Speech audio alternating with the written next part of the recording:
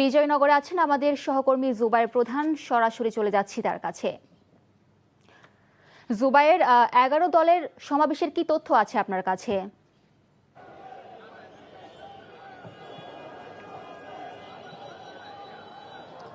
মিলি, পতিত স্বৈরাচার আওয়ামী লীগের সময়ে যে হত্যাকাণ্ড, গুম খুন হয়েছে, সেই সকল হত্যাকাণ্ডের বিচারের দাবিতে কিন্তু রাজধানীর যে বিজয়নগর এলাকা রয়েছে এখানে 11 দলীয় জোট, জামাত নেতৃত্বাধীন যে 11 দলীয় জোট রয়েছে তাদের সমাবেশ কিন্তু চলছে।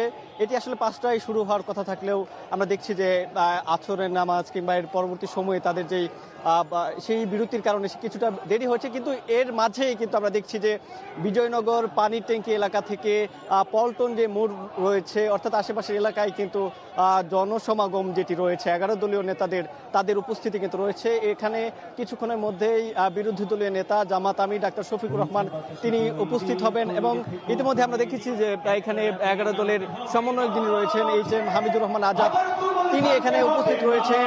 জামাতের যে সহকারী সেক্রেটারি জেনারেল রফিকুল ইসলাম খান তিনি এখানে রয়েছেন। অর্থাৎ জনসমাগম যেটি সেটি আস্তে আস্তে পুরো যে আশেপাশের রাস্তা এলাকাগুলো রয়েছে সেখানে মানুষের উপস্থিতি বাড়ছে। অর্থাৎ আশেপাশে মসজিদ থেকে মানুষজন নামাজ আদায় করে এই সমাবেশে এসে কিন্তু যোগ দিচ্ছেন।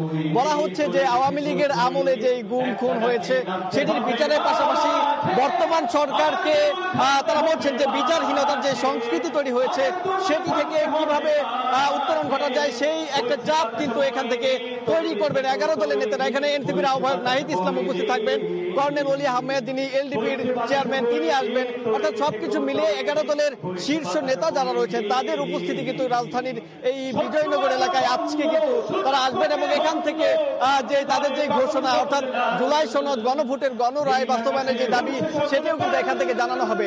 তো মিলি, বিজয়নগর থেকে এই ছিল আমার কাছে। দর্শক, এতক্ষণ জানছিলাম 11 দলের সমাবেশের খবর।